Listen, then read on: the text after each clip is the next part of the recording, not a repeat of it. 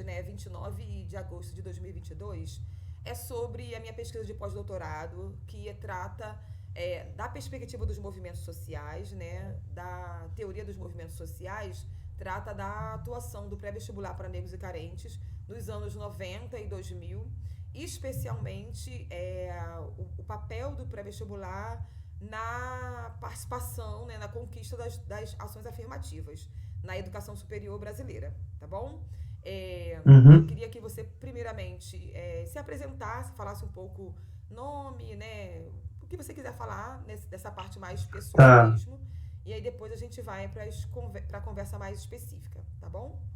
tá. Você está escutando meu áudio bem? E Sim, a imagem também tá tá legal? ótimo. Tá. Então, eu sou Juca Ribeiro, que é meu nome social, mas de fato meu nome, eu diria jurídico, é Manuel Ribeiro de Marins Filho, mas o nome Juca vem em função do apelido da minha irmã mais velha, né?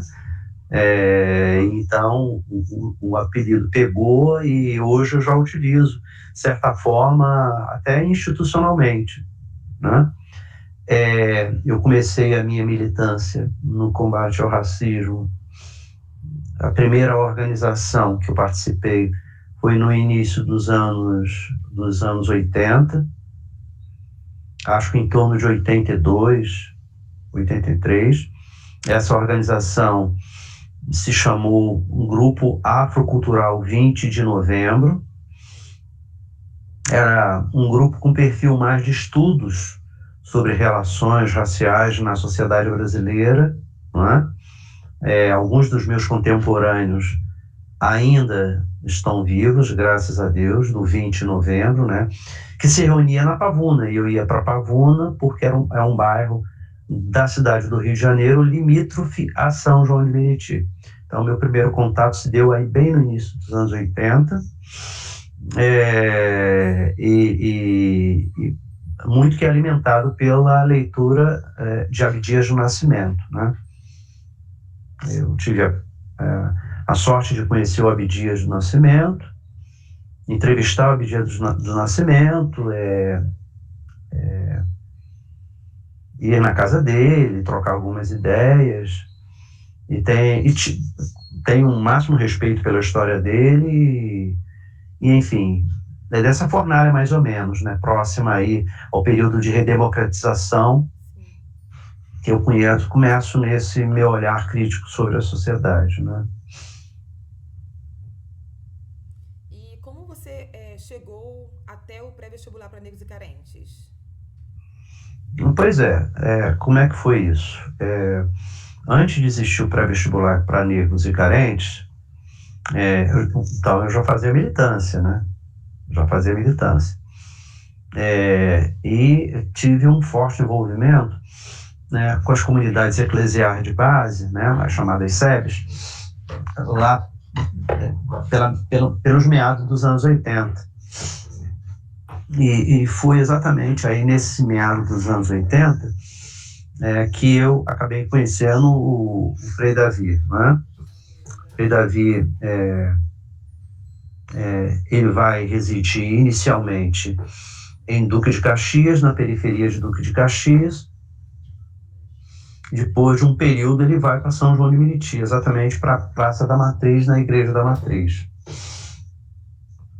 E ele vai exatamente assim para...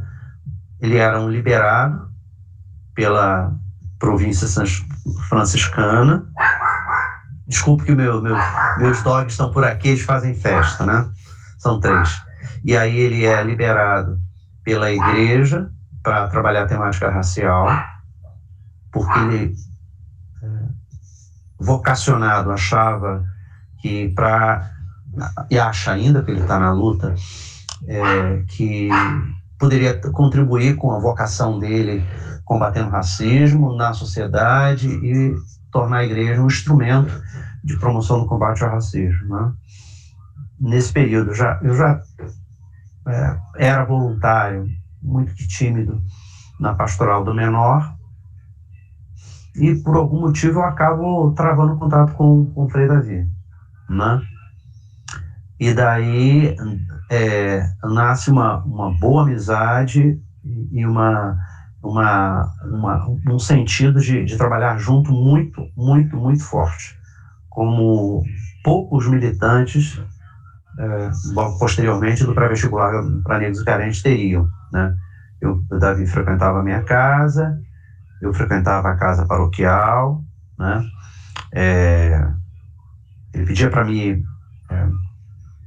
ele escrevia muitos textos e pedia para mim estar, na época, datilografando os textos, fazendo revisão de texto.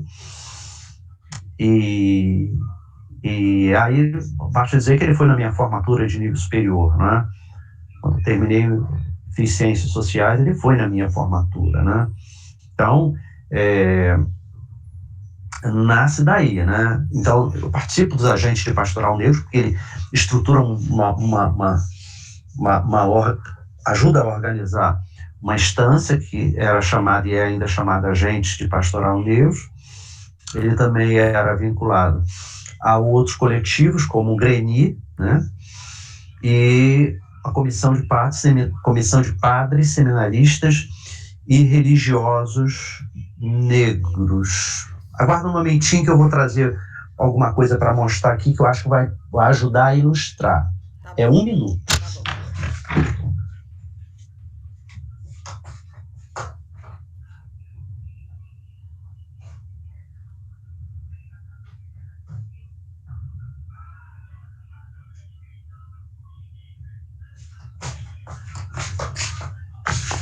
Porque eu não tinha me lembrado, aí a gente acaba... Mas, de fato, então, ele estava articulado naquele período com a Comissão de Padres, Seminaristas e Religiosos Negros, que era... Inclusive, eu acho que foi essa comissão, o trabalho desenvolvido por essa comissão, não sei se foi dissertação de mestrado da professora Caetano Damasceno ou doutorado, né? Não tenho certeza, mas também participava.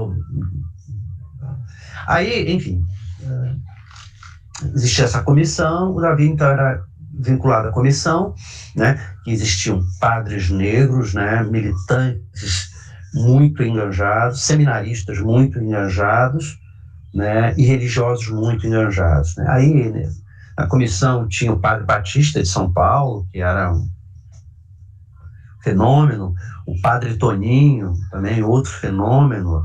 Então, essa coisa era muito efervescente a questão da redemocratização da sociedade e essa coisa da chamada comemoração de 100 anos da assinatura da Lei Áurea também foi uma coisa muito forte, né? Então, e naquele momento também existia uma forte resistência do Rio de Janeiro, do arcebispo do Rio de Janeiro, Dom Eugênio Salles, de promover a campanha da fraternidade, que tinha o título Ouvir o Clamor deste Povo, né? Nesse período, a gente participa na elaboração de uma cartilha muito importante, que chama Ouvir o Clamor deste Povo Negro, editado pela Vozes, que era uma cartilha que nós chamávamos de cartilha de base. E cartilha de base é um documento que serve para conscientizar e educar as massas populares. Então, esse livro, que servia para as comunidades eclesiásticas, mas também para as organizações populares, isso entrou o Brasil adentro, né? Eu participei, inclusive, do conselho editorial na elaboração desse documento, dessa publicação. Então, é daí que nasce a minha relação com a vida. Bom, qual a intersecção com o pré-vestibular para negros e carentes? Eu sempre digo que o pré-vestibular para negros e carentes, Cláudia, ele tornou-se pré-vestibular para negros e carentes. Ele não nasceu pré-vestibular para negros e carentes. Recentemente, eu vou me furtar de falar o nome, mas um pesquisador, também um acadêmico, não, mas o pré-vestibular foi fundado... Está cometendo equívoco. Ele tornou-se pré-vestibular para negros e carentes, né? Numa dada assembleia, que não me falha a memória agora a data, tinham 3 ou 4 nomes em disputa, em Duque de Caxias. Confesso que nesse dia eu tinha tomado uma cervejinha e deixei a minha defesa para lá. Mas eu defendi. Eu estava. Você estava na... Isso. E, e no final das contas tinha até, acho que uma proposta seria pré-vestibular para negros, pré-vestibular para negros. Eu não sei se eram 3 ou 4 propostas, me falha a memória. Mas assim, a questão é que como é que você torna o pré-vestibular para negros? Então, tornou-se pré-vestibular para negros carentes, você já sabe disso, ele não nasce pré-vestibular para negros carentes, e ele também não incorpora a temática racial automaticamente. Como é que incorpora a temática racial progressivamente? A primeira geração, que muitos gostam de se ovacionar como a primeira, o que eu chamo mito fundacional, gosta de o culto aos fundadores. Dos fundadores, que eu me lembro, apenas um, se não me falha a memória, tinha fornalha forjada no combate ao racismo. Me parece que se chamava o Jair, se não me falha, Jair. E o Jair, ele era do grupo Afrocultural 20 de Novembro. Jair ficou muito pouco tempo no grupo fundacional, se não me falha a memória. Fora eles, todos eles não tinham nada a ver com a temática racial. Sem exceção. Sem nenhum tipo de clamor. Como é que o Davi faz incorporar a temática racial? Ele precisava atrair e reter militantes da temática racial para que a temática racial se plasmasse no interior do movimento negro. Então, eu fui chamado pelo Davi. Logo em seguida, montei o segundo núcleo. O primeiro núcleo é o núcleo da matriz. O segundo núcleo é o núcleo da ABM. ABM, Federação das Associações de Moradores de São João de Meriti. Então, ele me propõe montar, eu monto lá um núcleo, né, com suporte. Aí, cada núcleo tinha um perfil muito próximo do seu guarda-chuva.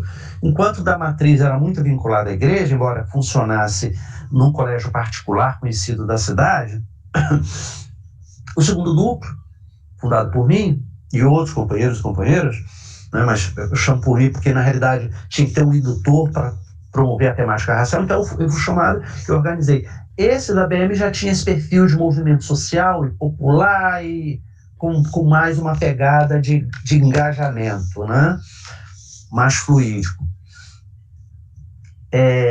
Então, 2 movimentos foram importantes.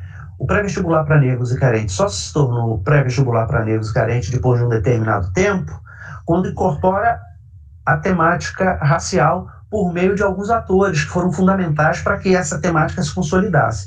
Então, veio eu, e, enfim, o Júnior, que não era negro, mas era sensível à causa racial, e na época ele tinha estudado teologia, tinha vocação para ser padre, acabou indo para dentro do candomblé e era uma pessoa branca aguerrida em relação ao combate ao racismo e preconceito racial. Por exemplo, é uma figura importante desse processo, né? Então, pré-vestibular para negros carentes, ele se torna pré-vestibular para negros carentes e se consolida por meio, eu diria, dessa rápida segunda geração de militantes. Não pela primeira, porque senão não chegaria nem a ser de negros. Não é à toa que o nome tem essa contradição, negros e carentes, que merecia um pouco mais de imersão. Mas eu acho que na cabeça do seu fundador, esse tipo de proposta ficaria mais palatável ao conjunto da sociedade e poderia estar incorporando também aquilo que seu fundador, seu inspirador, chamava de brancos pobres. Então, esses... pobreza, né? E também a questão da igreja, né? No caso, pensando... Também pensando a pobreza como um futuro da história da própria igreja. Então, assim... Sim, pois não. Pode falar. Então, o primeiro movimento, primeira geração, nasce de costa para a temática racial, embora achasse importante, mas não era preparada para isso. A segunda geração, muito curtida, entra logo depois. O nome pré-vestibular para negros carentes surge com menos de um ano de fundação do pré-vestibular para negros carentes, se eu tiver com o meu cronograma correto, ou menos de um ano e meio. Então, assim, você, no primeiro ano de fundação, já tinha as bases, eu diria, teórico-populares, né? Teórico-populares para poder consolidar. Claro que esse centralismo sobre a figura carismática do seu fundador acaba trazendo mal-estar, não só carismático, mas também da postura muito liberal na época, e eu chamo de postura liberal porque o pré-vestibular tem, para negro carente, ele inicia uma primeira faceta de mãos dadas, inicialmente com estabelecimentos privados, né? Primeiro com a PUC, depois com a Estácio de Sá, e a questão pública começa a tomar envergadura dentro dele exatamente em função dessa segunda geração, que começa a falar sobre as contradições do sistema educacional. Uma é que o pré-vestibular é um sistema classificatório injusto, não é? Então a gente faz essa crítica, e sempre se tinha nas falas que o vestibular era um processo injusto que deveria acabar um dia e que todos teriam direito ao acesso de acordo com a sua consciência e condição. Era uma utopia que a gente defendia na época. E para o outro lado também, então, esse acerramento entre defesa do público e defesa do privado começa a emergir, começa a ser o combustível para revelar determinadas contradições e diferenças de caminho. Isso é um combustível. Um outro combustível era a criação de uma governança coletiva na forma do chamado Conselho Geral, né? Sim. Conselho Geral. Essa governança, ela tinha como objetivo gerar articulação, criar uma linha metodológica mais articulada, mas ao mesmo tempo obscularizar qualquer figura que pudesse ser endeusada e indomada dentro do pré-vestibular. Essas condições geraram conflitos, você já conhece, e na época começaram a surgir uma série de documentos, né? Aí a disputa, o pré-vestibular, tiveram muitos núcleos dentro de igrejas, dentro dos mais variados espaços, né? É importante colocar que o pré-vestibular para negros carentes é um movimento de gerações, né? Quer dizer, a geração do 7º ou 8º ano não viveu a consolidação da minha geração. E eu não vi o que a geração do 7º, do 8º ano viveu, porque o vestibular, o pré-vestibular para negros carentes, ele teve aí, talvez, nos 7 primeiros anos, seus anos gloriosos. 7, 10 anos, que eu chamo de anos gloriosos. Depois ele teve uma decaída bastante significativa e simbólica, não é? E tem também, Juca, a questão que o professor Renato, né, Emerson fala das espacialidades, né?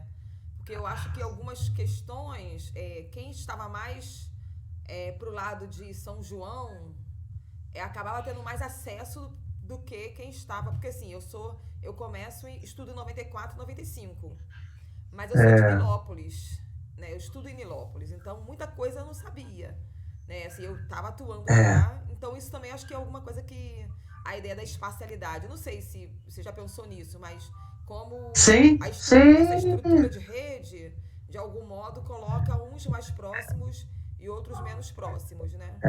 O Salão Quilombo, ele já era forte antes do pré-vestibular para negros e carentes. O Salão Quilombo já era um símbolo de referência do movimento negro na Baixada Fluminense, né? Eu vi o Salão Quilombo ser construído, né? Fui testemunha, e no Salão Quilombo foram feitos não só debate, mas articulações fundamentais. Uma das grandes articulações, eu posso te mandar depois uma fotografia do Salão Quilombo, que está Mauri Pereira, professor Mauri, está um grupo de militantes históricos do movimento negro organizando Tá fazendo barulho? Aí, esse barulho? Tá sentindo algum barulho? Não? Tá. Foi no Salão Quilombo que se organizou uma das mais importantes reuniões para a Marcha de 88. Então você tinha um salão, um corpo simbólico e material que dava pujança ao pré-vestibular para negros e carentes, né? Muito forte, né? Aliado a isso, você também tinha uma figura muito expressiva da igreja, que é o Dom Mauro Morelli, que, de certa forma, sempre foi aliado das causas de combate ao racismo, né? Então, você tinha uma conjuntura externa e afora do pré-vestibular para negros carentes, no entorno do pré-vestibular carente, que dava as condições de um aparato popular uma certa estrutura.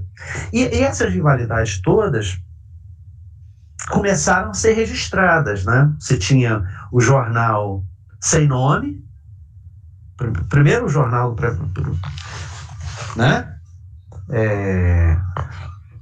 Tinha o jornal Sem Nome, tinha... Estou separando aqui para você alguns. Então você tinha o jornal Azânia,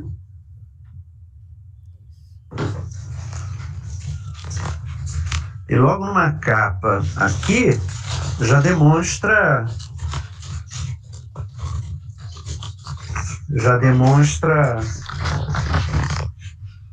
o que você quer defender, em defesa da educação pública. Não sei se você tem esse número.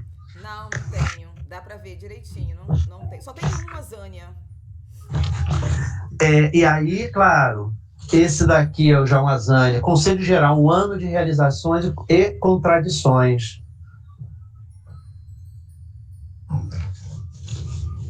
Esse texto é assinado? Né? Ou é editorial?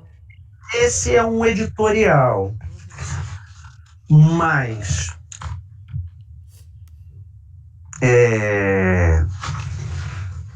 eu já, na época, escrevo um texto bem simples, A Política Educacional Brasileira e o Neoliberalismo.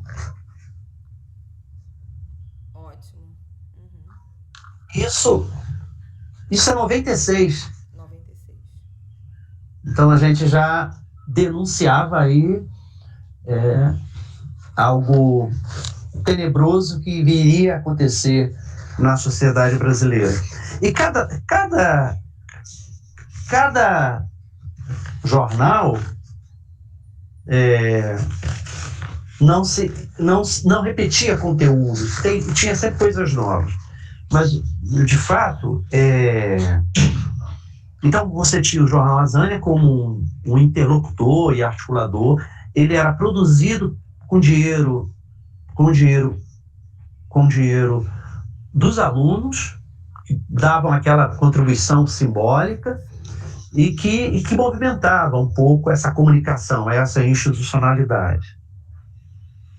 Daí começaram a surgir vários textos. Eu percebi que existia... Enfim, o pré já estava todo fraturado ideologicamente, né? E aí, na época, eu escrevi um texto que até o professor Renato Emerson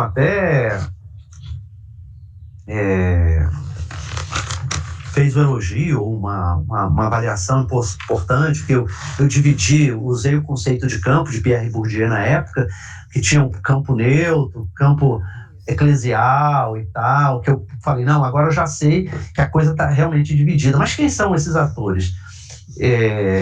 Então eu escrevo esse texto, eu acho que eu não tenho ele original em nenhum lugar. Eu acho que o Renato talvez tenha ele na tese todo. Ou tem uma parte significativa dele na tese, se eu não me engano. Eu lembro desse texto. Muito bom, pessoal. Assim, uma coisa... Sim, mas assim, aí eu...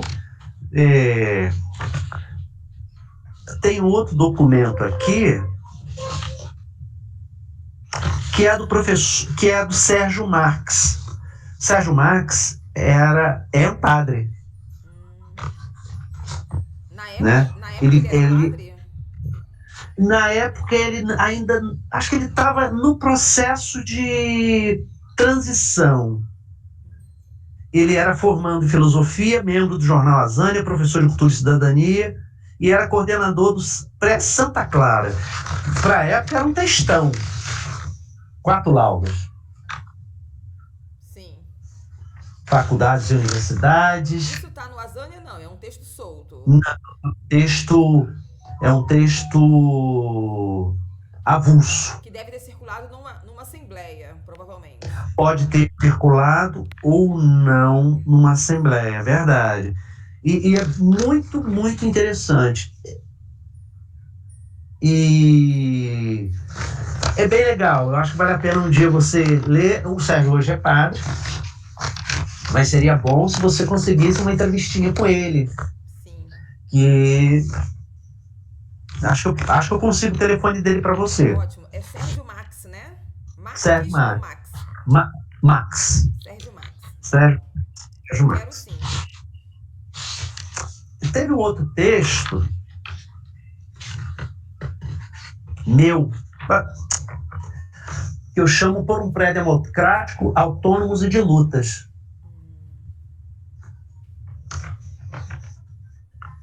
Abril de 96.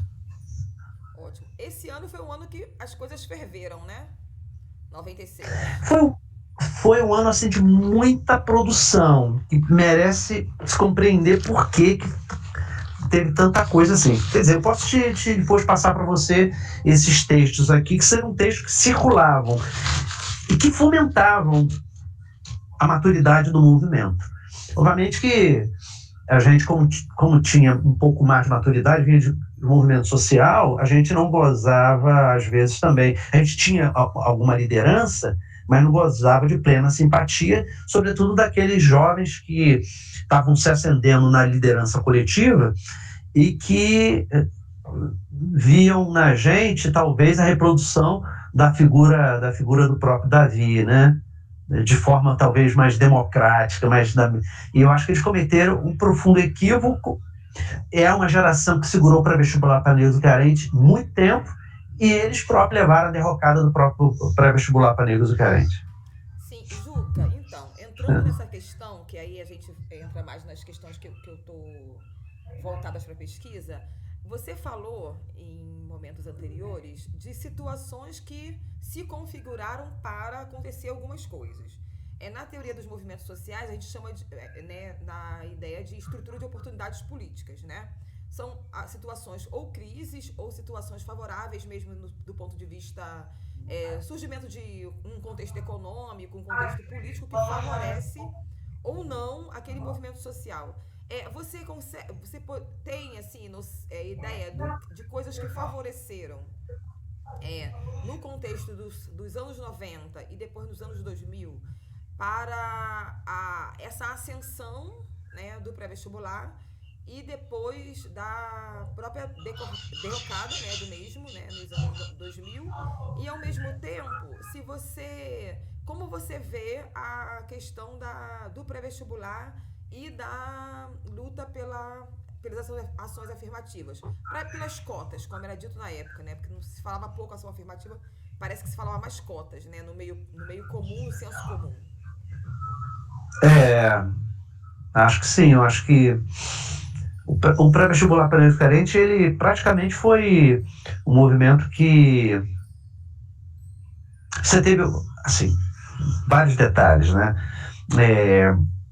No início dos anos 2000, por exemplo, foi fundada a CEPIR, né? 2003. Quem do pré-vestibular para negros e carentes foi para a CEPIR? O Zeca. Poderia ir qualquer pessoa, mas ele era o legítimo representante naquele momento do pré-vestibular para negros e carentes, que estava assim, já apresentava uma certa um relativo esvaziamento, mas que ainda conseguia respirar em função desse protagonismo que alguns membros do pré-vestibular para negros e carentes começaram a ter. Quer dizer, a primeira geração também abre a cabeça, eu vou nominar então o próprio Alexandre, que começa a se inserir um pouco mais de forma a acreditar na temática racial, começa a entrar mais, né? Deixa de ser um neófito e vira um convertido, né? Isso ajuda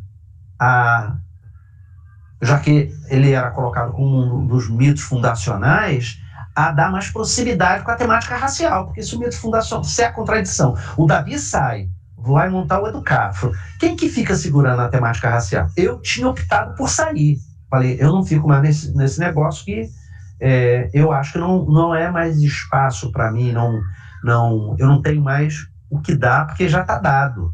Não é à toa que o Davi ficou mais 2 ou 3 anos, rachou, foi para São Paulo, montou o Educafro, e Educafro está aí, uma instituição respeitável, enfim, que pertence a ele, que era um projeto necessário, pertence a ele, não é? Ótimo. Então está resolvido, né? Está servindo a população negra, mas assim, muita coisa aconteceu, inclusive na demografia racial. Em alguns momentos ficava assustado de ver negros como minoria de pré-vestibular para negros, ou pré-vestibular para negros carentes, de ver assim, tipo, vamos lá, bem, as pessoas pela pele, de repente você não pode fazer um julgamento arbitrário, mas a olho nu você dizia, bom, aqui não tem mais 50% de negros, aqui deve ter 25%, 30% de negros. Isso é um componente importante, porque na realidade ele também começou a ser um movimento objeto do desejo das pessoas que também não eram negras e que viam a possibilidade de ter ascensão educacional por via do movimento popular que estava começando a dar certo. Então, acho que eu chamo a atenção que há um movimento inverso, há um movimento da branquitude para dentro do pré-vestibular para dentro do carente. Como tem o movimento da branquitude que vai para dentro do Cafro, como tem o movimento da branquitude que vai para dentro do Neafro, que é a racha lá de São Paulo do Davi, que é do racha do Cafro também, né? Então, o ambiente propício dos anos 2000, com a ascensão de um governo democrático popular, abriu brecha para publicização daqueles que já tinham uma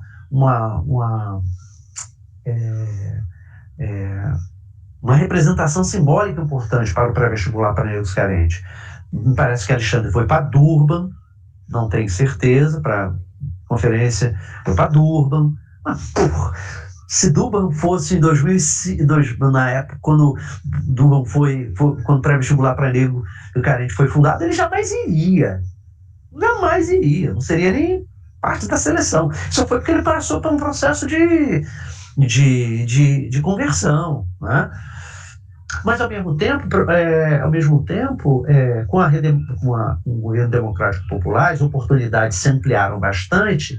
Isso, de certa forma, também produziu uma espécie de esvaziamento relativo no pré-vestibular para negros carentes.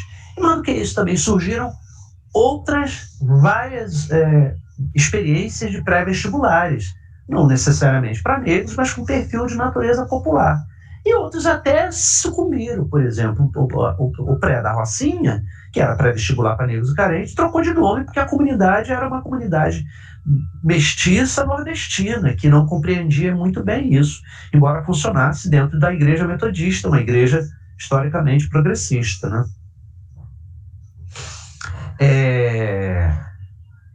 Com a ascensão, então, com a criação, então, da Secretaria Especial de Promoção da Igualdade Racial, eu acho que o pré-vestibular para negros carentes poderia ter avançado muito sob o ponto de vista daquilo que nós poderíamos chamar de uma metodologia de natureza popular. Mas, e poderia, inclusive, se aparelhar sob o ponto de vista institucional, mas o pré optou, através das sucessivas assembleias, a não receber recursos de fontes privadas, né? Inclusive de fontes públicas, se não me falha a memória. E, na realidade, ser movimento autossustentável. Obviamente que, para mim, isso é um equívoco enorme, porque ele poderia se institucionalizar, seguir o seu caminho. Você tem, por exemplo, o Educafro, que é institucionalizado. Claro, tem a instituição secular por trás do pré-vestibular do Educafro, e tem um aparato institucional que dá uma certa aderência, e por várias questões. Então, tem um formato próprio, mas eu acho que para vestibular para negros carentes cometeu um equívoco. Acho que seus dirigentes, o segundo equívoco dos seus dirigentes foi acreditar que, e hoje, tanto é que hoje, para vestibular para negros carentes, acho que não tem 3 ou 4 núcleos. Um núcleo que eu acho que é o núcleo histórico, merece o nosso máximo respeito, é o núcleo PJ, que acho que ainda até hoje é vivo. Que acho que funciona até hoje. E lá você tem Belfor Roxo. até hoje. Uhum. Então, imagino que 2 ou 3, não muitos. E por incrível que pareça, os pais fundacionais não estão vinculados a nenhum deles. Os pais fundacionais, inclusive, nem são lembrados, né? Porque são, já são uma geração que já tem netos, 30 anos já tem netos. Né? Então jamais vão ser lembrados. Também não sabem quem sou eu, não sabem quem é você, não sabem quem é Renato Emerson, que foi professor, não sabem quem é Júnior, não sabem quem é o Sérgio Max, e tantas outras figuras. Mas o pré-vestibular para negros carentes, sem dúvida nenhuma, foi um indutor importante para a constituição das ações afirmativas no âmbito acadêmico e eu considero tão vital que eu me lembro que aconteceu uma reunião na PUC, que estava eu acho que estava o Serginho, não sei se lembra, o Serginho era advogado de Caxias, um advogado militante que trabalhou lá com o Ivanir. Estava um outro primo dele, como é que é o nome dele? Eu vou ver o nome dele aqui. Me lembraram também do Cleto, né? Lembra dos mandatos de segurança contra as universidades? Isso, me lembro. Então, nessa reunião na PUC, eu te contar essa história, que é muito importante, um representante do Fernando Henrique Cardoso vai nos procurar.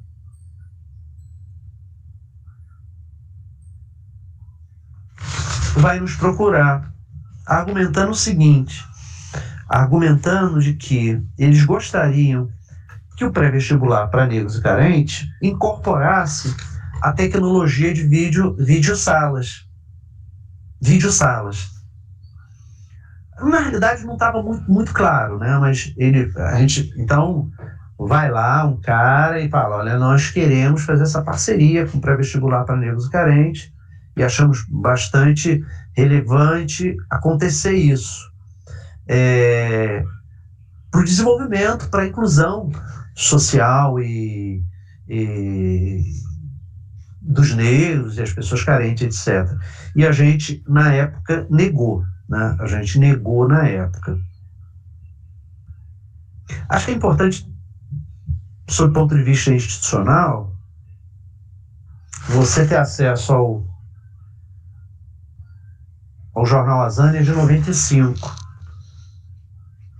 porque ele traz um breve relatório da Assembleia de 25 de agosto de 95, que acontece na Catedral de Duque de Caxias. Lá está presente o Zeferino, não sei se você se lembra dessa figura, o brancão lá de Petrópolis, não sei se ele é vivo ainda. Sim. Não sei se você conseguiu entrevistá-lo. Não, nem respondeu o questionário. Teve Oswaldo que respondeu, se eu não me engano, e outras pessoas de Petrópolis. Mas ele não respondeu, não. Andréia Couto, que é da UERJ? Funcionária da UERJ hoje? Será que... E eu não sei. Ela mora em Guapimirim. Não.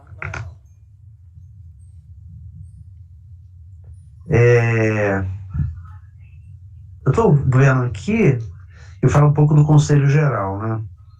Mas, enfim, tem várias coisas que estão me vindo na cabeça, e aí eu quero dar um pouquinho mais de ordem para estar colaborando aí com a sua pesquisa. Sim. Mas, então, retornando às perguntas. Então, sobre isso, né? A gente estava falando você então relaciona, né, a ascensão do momento de ascensão dos governos do PT, no caso, para alguma absorção de algumas lideranças nos espaços institucionais. Ao mesmo tempo, a gente tem um movimento que tem uma estrutura de rede e esse problema da liderança, né? Você acha, como você vê o caso das lideranças no pré-vestibular para negros e carentes, considerando as demandas e lutas do PVDC? Como que você vê o papel das lideranças? Então, primeiro elas foram sucessões, né? Sucessões de gerações, né? Não sei exatamente se seria arbitrário dizer que teve a única geração que pode ser definida de forma mais fácil, são aqueles que a gente chama de fundadores, que estão nominados. Depois, talvez você pudesse chamar de uma segunda geração, além de quem fundou, até a definição do nome do pré-vestibular para negros e carentes, né? Que aí você já tinha a temática racial absolutamente incorporada. Pois do nome, talvez a criação do Conselho Geral, porque eu tenho a impressão que o Conselho Geral, se não me falha a memória, ele surge por do nome. Então, assim, eu tenho, então, o mito fundacional, eu tenho, então, um grupo que entra e que dá aí surge o nome, e entre o nome até a criação do Conselho Geral, que já é a busca para a institucionalização. Depois que você cria o Conselho Geral, há uma renovação muito grande de lideranças, não é? E de núcleos, porque uma coisa é ser liderança do movimento, né? Teorizar o movimento, puxar o movimento. Outra coisa é aquela microliderança que está no âmbito lá do núcleo, que eu cansava de escutar a gente falar, eu não vou para a Assembleia Geral porque lá tem muita briga. Eu escutei isso muitas vezes, porque o aluno que não era originário de movimentos sociais, que era o chamado aluno do mundo ordinário, né? Do mundo comum, do mundo das coisas, né? Era o aluno que queria ter uma vida de aluno regular e ter como desafio ser aprovado para ter uma ascensão econômica e social. Mas existia também aquela pressão relativa que era o seguinte, olha, vamos tentar, à medida que formos aprovados na universidade, vamos ver se a gente retorna e dá a nossa contribuição e etc. Isso era muito trabalhado, né? Sim, e muitos retornavam, mas a grande maioria não retornava, porque tinha algum tipo de sanção, e a gente também não tem registro do número de pessoas que o pré-vestibular para negros e carentes alcançou. Botamos na universidade quanto? 5.000 pessoas, 3.000 pessoas, 8.000 pessoas. Não há registro nenhum, né? Talvez seria um movimento legal se pudesse haver um movimento público de dizer, você foi do pré-vestibular para negros e carentes? Sim ou não? Qual o ano que você participou e onde você se formou e o núcleo que você participou? Talvez uma coisa assim para a gente saber. Mas pode ser que a gente tenha botado 1.000, 2.000, 3.000 pessoas, ou talvez muito mais. Então, assim... A questão das ações afirmativas na PUC, por exemplo, né? A PUC retomou vários cursos a partir dos alunos do pré-vestibular, né? O curso de serviço social, por exemplo. Ela estava fechando, literalmente fechando. E foi reaberto por conta do pré-vestibular para negros carentes. Então, assim, tem muitos vazios informacionais que a gente ainda não parou para pensar, não é? Quantos que a gente conseguiu alcançar? Porque também, por um outro lado, é importante manter o vigor de um movimento de natureza voluntário, autogestionário, que tem uma natureza utópica que deve ser respeitável. Por outro lado, os limites institucionais com esse formato, com esse aparato institucional, que limita a capacidade de você ter uma mobilização de controle maior. Em outras palavras, pô, cada ano, quantos alunos foram aprovados? Então, eu tenho aqui um diretório de alunos aprovados. Vamos fechar agora uma estatística anual. Nunca, no final de cada ano, ninguém nunca perguntou quantos que foram aprovados no conjunto. Então, muita coisa não foi realizada, e que poderia ser realizada. Mas acho que isso também poderia ser fruto do amadurecimento. Muita coisa que não aconteceu, porque também faltou amadurecimento e faltou visão de poder dimensionar o impacto, um impacto real, né? O impacto... a presença pública do pré-vestibular para negros carentes foi um fato, mas o impacto a gente até hoje não tem como medir, né? Talvez na PUC você possa ter, né? Talvez na PUC você possa dizer a experiência, quais foram as turmas, enfim. Mas numa universidade pública você não tem como, né? Porque a PUC, com certeza, pode dizer quem era bolsista, mas quem não era bolsista, quem é oriundo e quem não era, né? Mesmo na PUC, eu vendo um material de um livro que foi publicado, acho que é de 2003 o livro, não é obrigatório você declarar se você vem de pré-vestibular ou não, entende? Assim, se você bolsista, mas você declara ou não. É um trabalho, as fichas que eles fizeram lá. Eu acho que tinha uma documentação que era feita pelo pré-vestibular, que tinha um controle, mas a documentação da PUC, pelo menos essas primeiras, não tem isso. Isso que você está falando é interessante, porque, de algum modo, é como se... Eu, como historiador, eu tenho refletido isso, né, nesse projeto, que é a ideia da discussão sobre, primeiro, a gente vive, né, e depois a gente reflete o que viveu. Então, de algum modo, a experiência da militância, ela não... De algum modo, ela não teria como, né, porque não tem as condições de amadurecimento possíveis, entendeu? Colocadas, Sim. de algum modo, né? Esse amadurecimento não está posto na militância. E uma outra coisa, por exemplo, se a gente compara com o MST, né? Você tem o MST, que surge o MST que tem hoje, ele passou por um processo de institucionalização, né? Criando, inclusive, outros braços, que é o caso também que a Educafro vai fazer com a sua atuação. Juca, no caso,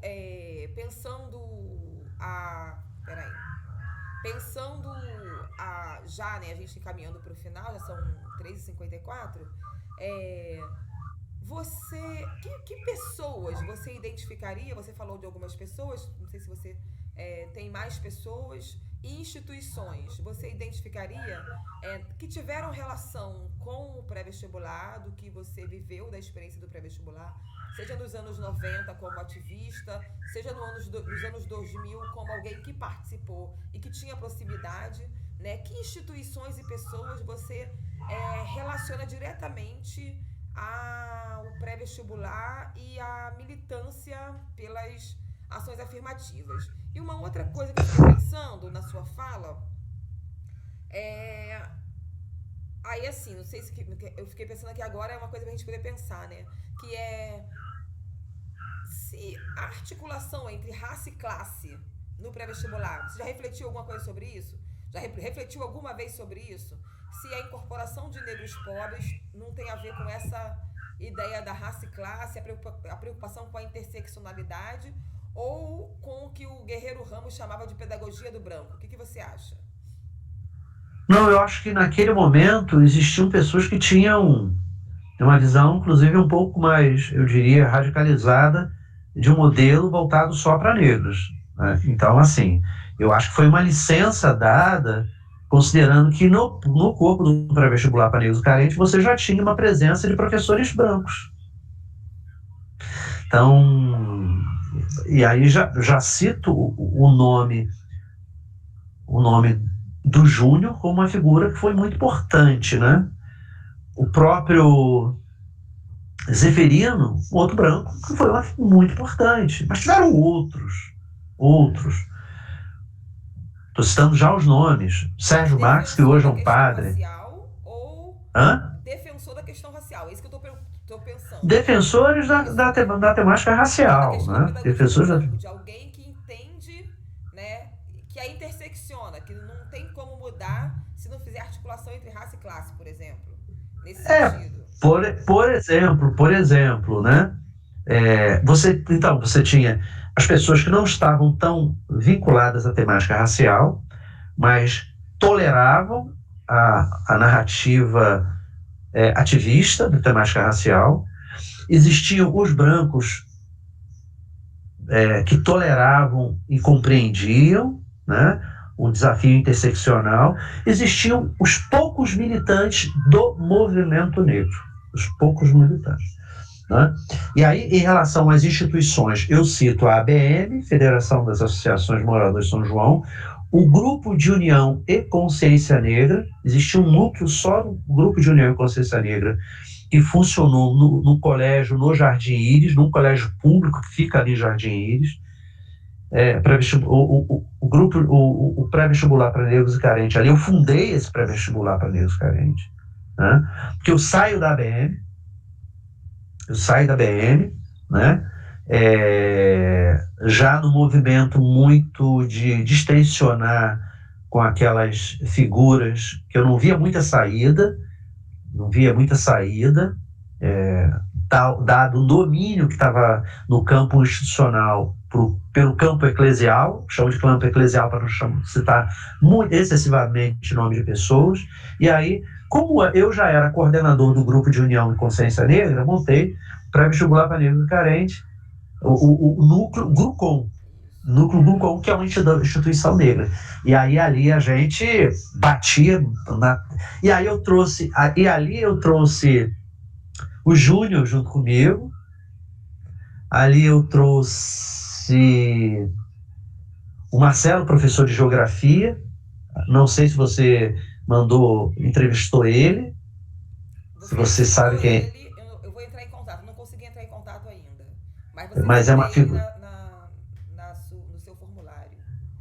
Marcelo é uma figura muito importante, que até hoje é professor, um dos mais longevos professores, desde o período pós-fundacional até recentemente. Talvez seja um dos mais longevos, né? Que atravessou toda essa longitude, né? O Sérgio Max, que eu acho que é uma figura importante. Entre as instituições, acho que eu vou me lembrar de uma instituição dos colégios privados. O Colégio Fluminense, que acolheu o primeiro pré-vestibular para negros carentes. O Colégio Martin Luther King, em Vilar dos Teles. Martin Luther King eu acho que não existe mais. Onde o Alexandre, junto com o outro comprido, que eu não me lembro o nome, o Antônio, também dos dois, o Alexandre e Antônio, montaram o pré-vestibular para negros e carentes no Colégio Luther King. Tá? É importante você gravar essa. Então, são os. E nesse processo. Só um pouquinho. Interessante que, mesmo eles não tendo essa questão da dimensão racial, as referências à negritude estão em vários lugares, né? O Colégio Luther King era um colégio tradicional, foi um colégio tradicional que não existe mais. Dizem que pertencia a uma família negra, né?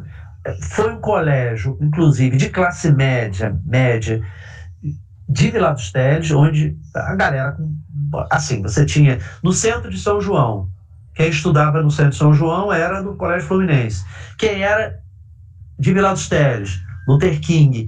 Quem era da Pavuna era do colégio, não era Colégio Mercúrio, não, tinha um outro colégio mais tradicional ali, na Feirinha da Pavuna. Eu ficava bem ali na Feirinha da Pavuna, um colégio muito tradicional, né? Então você tinha assim sob o ponto de vista territorial, o pré-vestibular ele começou a ocupar espaços de natureza educacional, né? Ele foi para dentro dos colégios, ele ocupou os espaços educacionais, né? E teve também esse movimento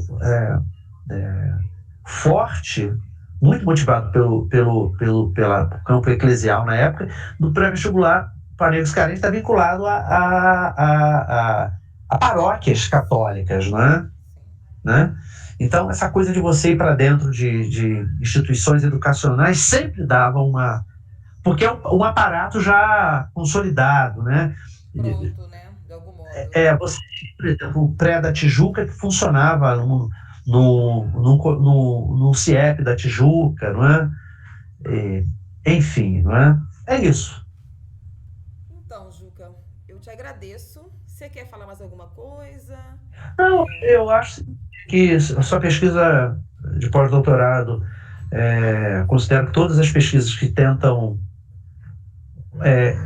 desocultar aquilo que ainda não está revelado é muito importante, porque isso ajuda as futuras gerações, frente ao desafio de combater a barbárie, né? Frente ao desafio de lutar pela vida, termos mais maturidade na hora de construir as nossas estratégias e os caminhos de fortalecimento das organizações que almejam construir democracia e a longa cidadania.